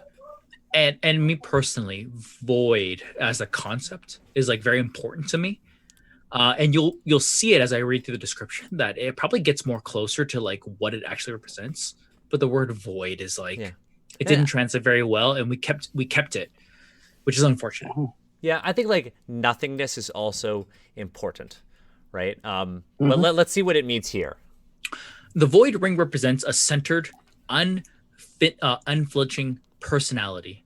It also represents the flow state, which I like. By letting go of the suffering inherent of one's ego-driven desires, the samurai can transcend earthly limitations. It is the enlightened approach, very important word, accepting the nature of all elements, yet allowing no elements to dominate. A character with a high void ring value is likely to be spiritually sensitive, wise, and introspective. Here are the things that someone who's strong with void is expected to show.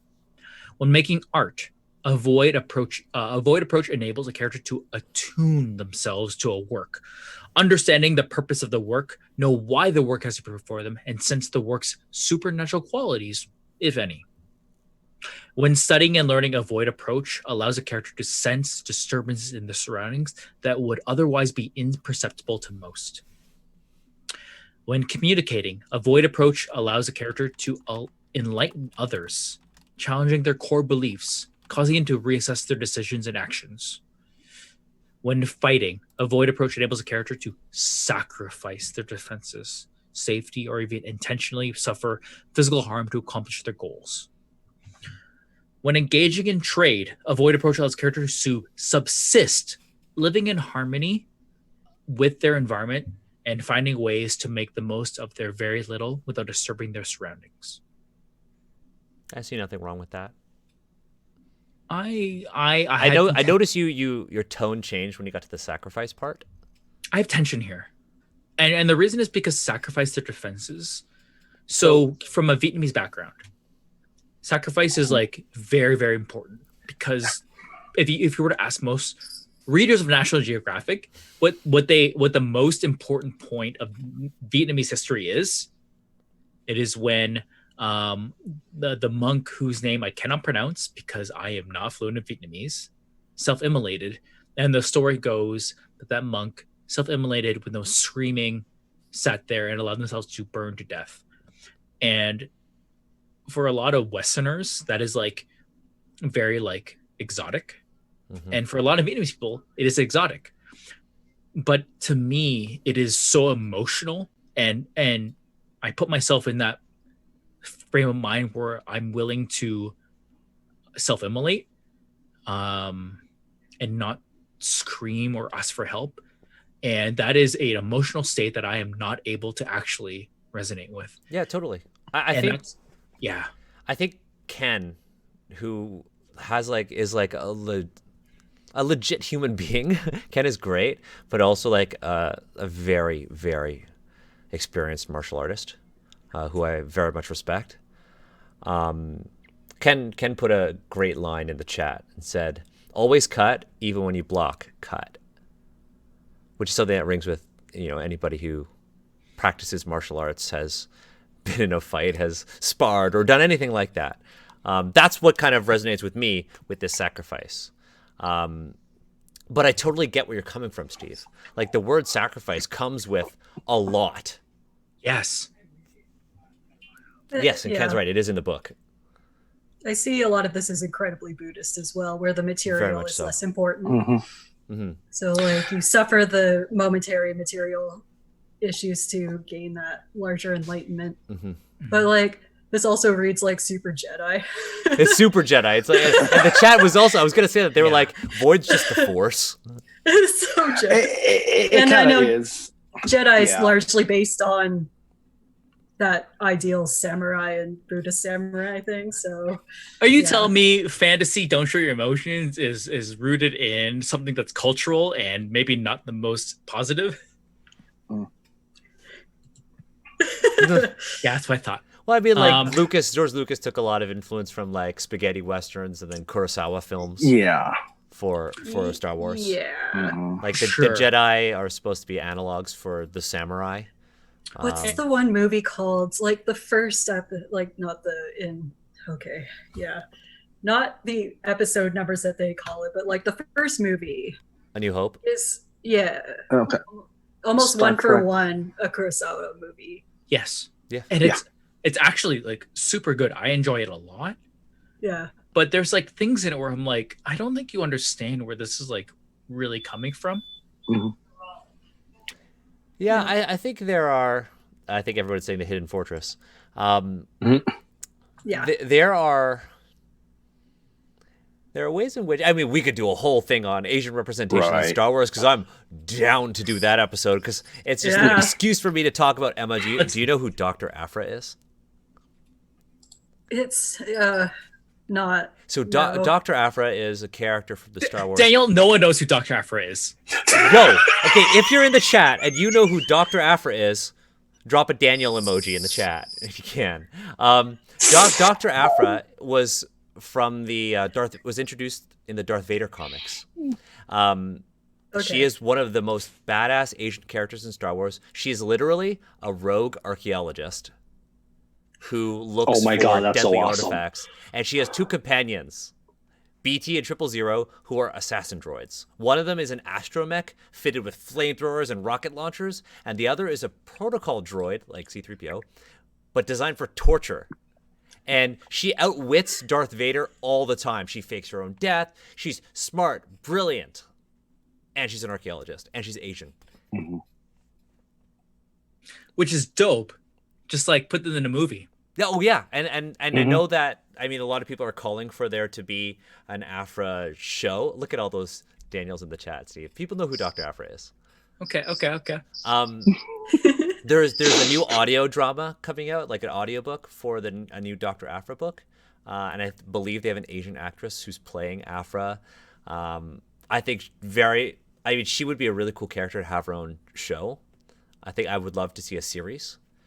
There are a lot of Asian characters. Let's see, like Sabine Wren in Star Wars Rebels, a South Asian character who is a main character and is a Mandalorian. Yep. Very cool.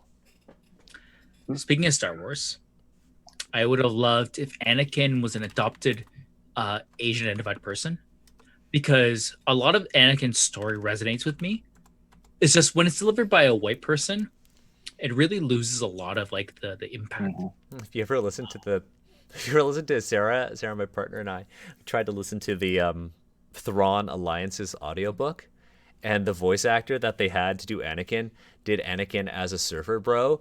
So he's like, "Oh, Padme." Oh, it's so bad. It's so bad. Nothing makes sense. Padme, think about a desert island. We're going to be separated, Padme. That's literally the voice. It's so bad. Hard to take seriously. I don't like Star Wars all that much. I'm more of a, that one. Hey, I like both. Yep. I like both. Yeah. But even that was cringe to me. Yeah. No. I feel you. It's bad. I just find it funny. I found it hilarious because it's just like the guy did the Thrawn voice so well. Thrawn is a cool character, and then all of a sudden it's like, because it's going back and forth through time. It's like Thrawn and Vader are working together, but then Thrawn and Anakin worked together in the past. But does Thrawn know who Vader is and that Vader's it doesn't matter. But anyways, it's like Surfer Anakin. Who are you, Thrawn? Like it's bad. Just make Anakin Asian. Let's do that. I think maybe do you think Anakin would be better as an Asian character, or do you think Luke would be better as an Asian character? I think Anakin can be a vessel to talk about diaspora. I guess Luke being an Asian character could imply that Anakin was Asian, or Padme. I think from Padme being Asian would put all of her appropriative fashion into context. Thank God, yeah. No arguing there. No arguing there. Yeah. But Anakin being, to talk about the living experience of like being adopted and understanding that, to talk about the diaspora and how that can come out in like very negative ways, is a very meaningful story. Don't be coward, tell that story. Yeah. That's my take on it. All right. Okay. But we are at time. Oh, sorry. What were you gonna say? I was gonna say I just want to mention one thing. The entire FFG's approach to L5R mechanically is this one term, mono no aware. It's a Japanese term coined. I can't remember when. It's old, but it basically means the beauty of impermanence, or something to that sort. I don't know if somebody has a better way of translating it for me. It's a very Buddhist approach to life. Impermanence, like the cherry blossom. Yeah, exactly. And it's kind of like, and that's Void. I did link something that I think, like, when we talk about sacrifice, when fighting, Void approach enables character sacrifice. I did link a piece of art from a card called Embrace Death. Is that the latest one you sent? Yes, it is. Okay. Oh, maybe it didn't load for me. Embrace Death. Okay. Emperor's Legion line. It just took me to the FFG site. Oh. I'm sorry. I can see it. Do I have to scroll down? Oh, embrace death. There it is. Yeah. That's a whoa. I guess they're remember, both... it is supposed to represent a lion and a crane samurai at war, and the lion and the crane are at war right now. Right. Okay. I like the art. It's so basically, I know it's like, probably hard for you to see. It's hard to see. It's a little in detail. small. It is, but what's happening in that art is the lion general just got speared, but and instead of trying to just pushing the spear away, he's using it to pull the spear more inside him, and while at the same time ramming his katana inside his opponent. Yeah, that's that void thing, that sacrifice. Mm-hmm. That's that void. That's the sacrifice. See, I don't see the one-to-one relationship to Buddhism with that, and that is personal to me because Buddhism, of course, is like very personal. Yeah, and Steve, you are. I mean, just because we say one thing doesn't mean that your opinion is less valid. It's just as valid. Here's what I think would be more meaningful from like a Buddhist point of view, and it would be accepting the barb of someone, the strike that would kill you, and embracing them as a loved human being. That to me is more Buddhist. Killing someone else in your death throes seems very personally, and I say that very specifically because Buddhism is like a wide swath of people. To me, seems very against Buddha's teachings, and I don't see the connection there. So this piece of art to me, it doesn't talk about Buddhism specifically, but with like this piece and like the rest of the context of the rest of the text here, if I were to connect the two, I would be very uncomfortable. I just sent everyone a high-res version of that somebody from our chat sent. Oh yeah. It's much clearer. Yeah, you know what? Like, I think this is one of those moments in the text when we're like, I think everybody is kind of coming to a different opinion of what it is. Some might feel that it, like you, Steve, that it brings tension. Others might feel that it's kind of in theme with this. And I think this is also a time when we're like, I don't know if this is good or bad because our opinions are so different of it. And I think that's kind of okay. Yeah. But that being said, we are going to that's it. We've been streaming for 2 hours. This has been again like another wonderful stream, thought-provoking discussion. I'm so grateful that the L5R community, our community, which I think are now growing into one, are turning out in our chats and having constructive conversations there. I like how despite the divide some of us might have on topics, everything is very respectful and cordial in the chat, and I appreciate that, everyone who's watching. Now, I did notice that some people were in the chat saying that like this conversation will continue in the Discord. Totally can. I will link our Discord right there for everyone if you'd like to join. Now, I do want to set some expectations on that. If you're new to our Discord and that link that you're about to click will take you there, make sure you read our rules. Make sure you read them very closely and acknowledge them. I want to let you folks know that even though like Steve, myself, Emma, and Sarah are all in that Discord and may engage in any chats that happen in the podcast discussion 1 channel after this stream, I want to set an expectation that there is no expectation that Steve, myself, Emma, and Star are obligated to be there to have this sort of discussion after.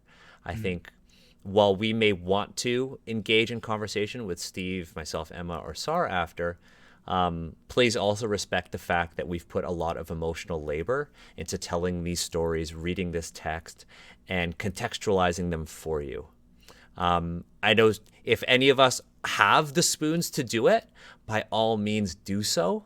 But I want to let fans of the stream know that it will be unfair if you expect us to do that. And that's just being a good community and supporting each other, supporting Steve, supporting Emma, supporting Sarah, supporting myself. If you've noticed, I've been pretty absent from the Discord. We have an amazing team of mods, but I've been pretty absent only because the past month has been honestly really, really shitty for me because of the Oriental Adventure stuff. I know our Discord is strong without me, and you don't really need me there because everyone there is so respectful. But I want to, put that out there. Conversation can happen in the Discord, but please do not set the expectation in your mind that Steve, Emma, and Sar are going to be engaging with you after, or even myself. They might, but again, I want to throw that out there. Sorry to speak for the three of you, but I saw that in the chat, and I just wanted to, throw that out there. I'll definitely participate. I mean, dinner time and all, but after dinner, I'll jump in. Yeah. And I've been really quiet because I'm new. So I've just been like in the bushes watching what's going on. We're like seeing how things play out. Yeah. Can I say that, Emma, your presence is super appreciated. Even if you don't say anything, your physical presence. Sorry, we're like obviously like remote. Yeah. I wish you were in my cosplay room. Just like there's a lot going on. Hey, you know what? One day Emma's in Toronto. Seems fun. Emma, you're in Toronto. Maybe one day when this is all we are in a new normal, when we can see each other in person, you should join us for a live recording of something. Yeah. Absolutely. That'd be great. I have an Anakin costume. It's amazing. I look great in it. Wait, are we just gonna do Star Wars except if the characters were Asian? Because that would be dope too. Oh God, I don't know.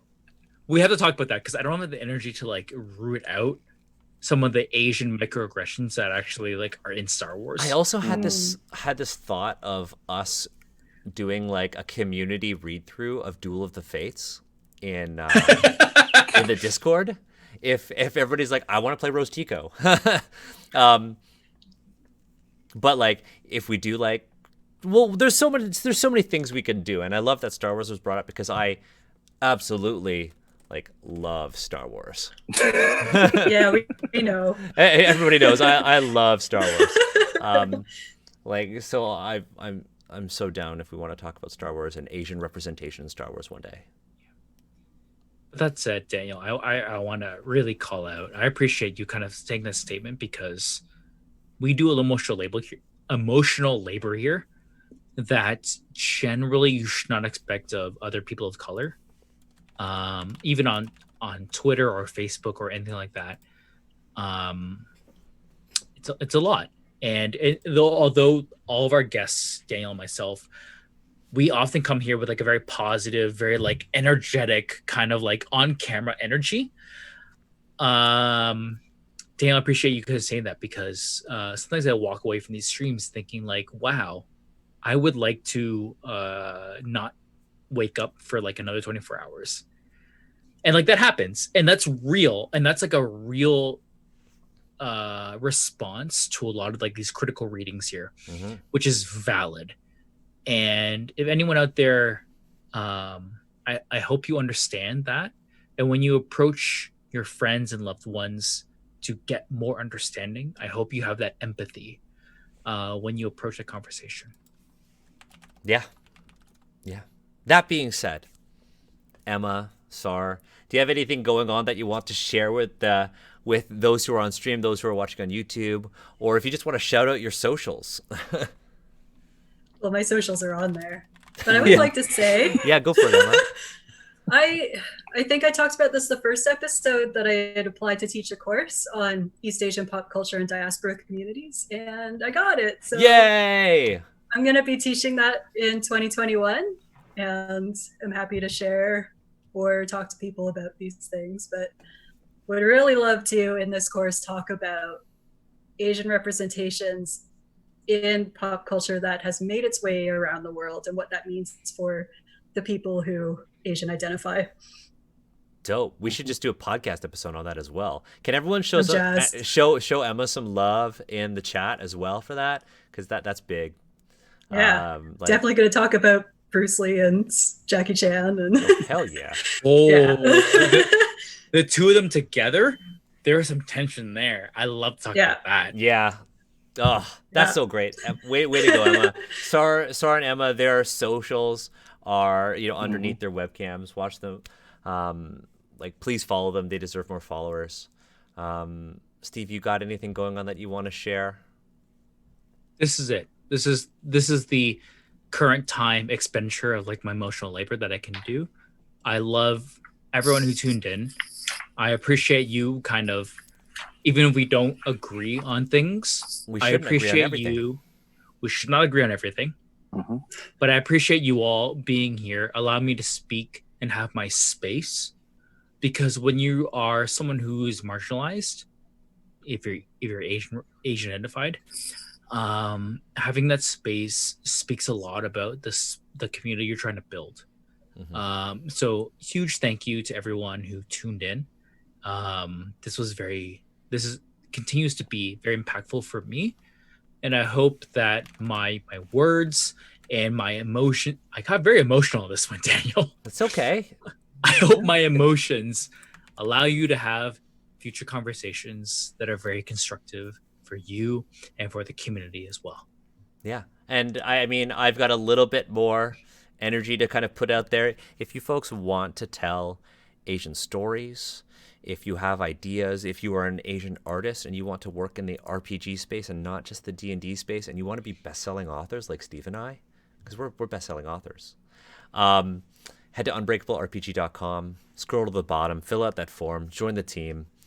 Kudos to Jackie for saying that book is not going to be just D&D, because that's super important. I have something new to share because I just did something, I think this week.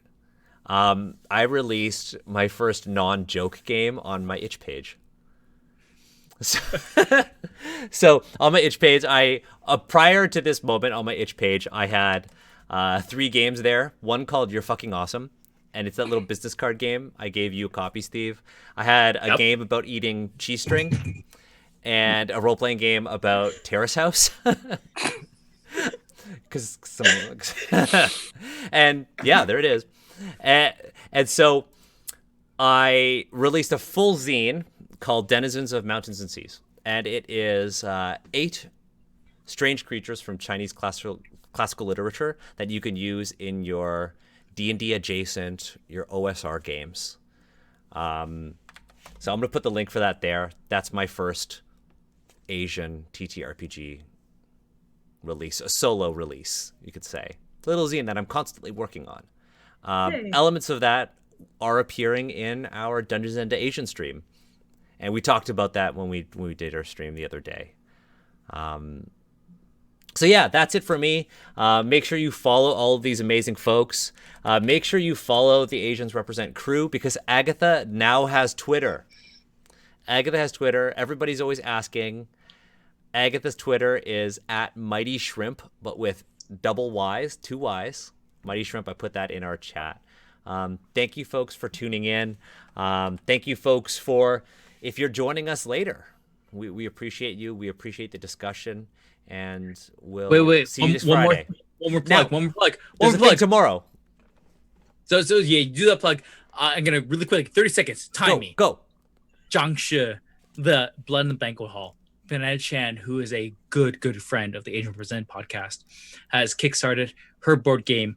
If the idea of a Chinese-American Chinese restaurant appeals to you, but also you want to talk about vampires and how the vampires may or may not be a subtle representation, not subtle, about racism in 1920s America, 100%, you can check that out. Dan, you already got it. I had it queued up. No, I took out the command because I knew some people might use the command that we had for the previous one. Even as someone who's not Chinese, the idea of being an immigrant and being someone who's othered, put into a role, despite the system, you might really find some value in this game. So please check that out. Yeah. Definitely back it up Also, if it resonates. your boy is one of the writers on that book. I wrote 2 sections of it. I wrote the histories of the Toronto and Vancouver Chinatowns in that. So check that out. It's going to be great. Tomorrow we also have part 2 of our Critical Read Al Qadim stream. So tune into that. It's going to be live at noon Eastern. We're going to go live for 2 hours. Amar and the crew have been prepping for that one. It's going to be dope. If you're watching this on YouTube, it means that the stream has already passed. But if you're already a subscriber on our YouTube channel, you'll be able to watch it whenever it comes up. If you are a Twitch subscriber, you'll be able to rewatch this and all of our other streams right away. Only subscribers can rewatch them. So again, everyone, thank you for all of your support. Please take care of yourselves. If you do want to discuss this on our Discord as of today, that's Friday when we stream this, please do that in podcast discussion 1. If you're not in the Discord, post the link in the chat right there. If you want to be a member of the Discord, I think we only really put the link out during our Twitch streams, and I kind of like that because it's the people who want to talk, the people who want to have conversation, regardless of their, opinions. It's a good, respectful conversation. So, join us in the Discord after. We may or may not be there, but members of our community will be there. We encourage you to have conversation, be respectful of each other's opinions, and talk to you later and see you at the next stream. Bye.